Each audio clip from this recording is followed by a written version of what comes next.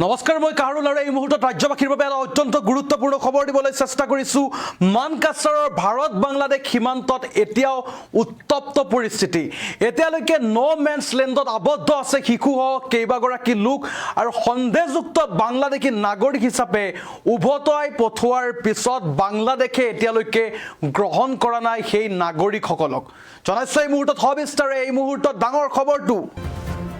মানকাছাৰৰ ভাৰত বাংলাদেশ সীমান্তত উত্তপ্ত পৰিস্থিতি এতিয়ালৈকে উত্তপ্ত হৈ আছে এতিয়ালৈকে নো মেন্স লেণ্ডত আবদ্ধ আছে শিশুসহ কেইবাগৰাকী লোক সন্দেহযুক্ত বাংলাদেশী নাগৰিক হিচাপে উভতাই পঠোৱাৰ পিছত বাংলাদেশে ঘূৰাই নলয় ভাৰতত থকা অবৈধ বাংলাদেশীক আমি জনাই আছো ঘণ্টাৰ পিছত ঘণ্টা ধৰি নো বাংলাদেশী আবদ্ধ আছে বাংলাদেশ সীমান্তত গ্ৰহণ কৰিবলৈ অস্বীকাৰ কৰিছে বাংলাদেশে পৰিচয়ক লৈ এতিয়াও ৰহস্যৰ সৃষ্টি হৈছে বিএছএফ আৰু বাংলাদেশৰ সীমান্তৰক্ষীৰ উচ্চস্তৰীয় বৈঠকৰ অপেক্ষা কৰা হৈছে আৰু সীমান্তত কটকটীয়া নিৰাপত্তা ব্যৱস্থা অব্যাহত আছে ঘটনাক লৈ অঞ্চলজুৰি তীব্ৰ চাঞ্চল্য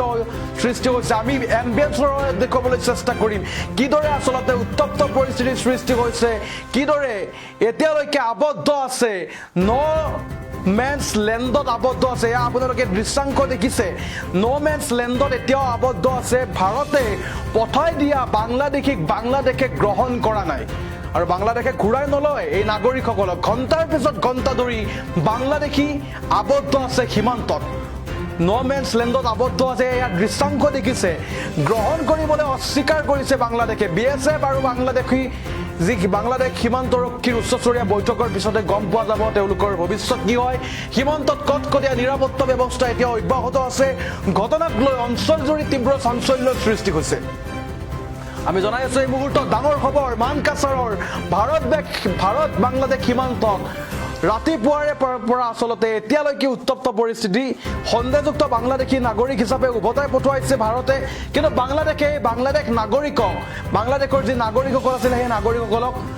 গ্ৰহণ কৰিবলৈ অস্বীকাৰ কৰিছে আৰু ঘণ্টাৰ পিছত ঘণ্টা ধৰি ন বাংলাদেশী আবদ্ধ আছে এতিয়াও সীমান্তত আৰু গ্ৰহণ কৰিবলৈ অস্বীকাৰ কৰিছে বাংলাদেশে পৰিচয়ক লৈ এতিয়াও ৰহস্যৰ সৃষ্টি হৈছে বিএছএফ আৰু বাংলাদেশৰ সীমান্তৰক্ষীৰ যি উচ্চস্তৰীয় বৈঠকৰ পিছতে তেওঁলোকৰ ভৱিষ্যত নিৰ্ণয় হ'ব সীমান্তত এতিয়াও কটকটীয়া নিৰাপত্তা ব্যৱস্থা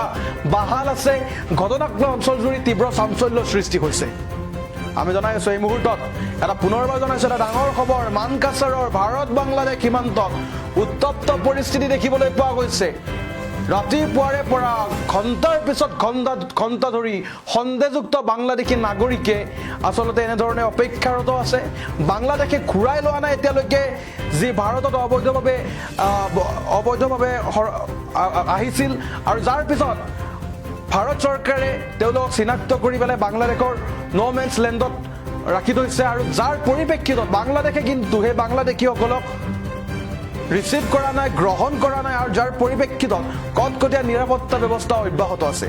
আমি জনাইছো ঘটনাক লৈ অঞ্চলজুৰি তীব্ৰ চাঞ্চল্যৰ সৃষ্টি হৈছে এয়া দৃশ্যাংশ আপোনালোকে দেখিছে আচলতে কিদৰে আচলতে নো মেন্স লেণ্ডত আবদ্ধ আছে শিশুসহ কেইবাগৰাকী বাংলাদেশী আৰু সন্দেহযুক্ত বাংলাদেশী নাগৰিক হিচাপে উভতাই পঠোৱাৰ পিছতো আচলতে বাংলাদেশে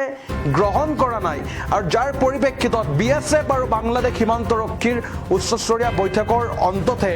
গম পোৱা যাব এওঁলোকৰ আচলতে ভৱিষ্যত কি হয় সীমান্তত এতিয়াও কটকটীয়া নিৰাপত্তা ব্যৱস্থা অব্যাহত আছে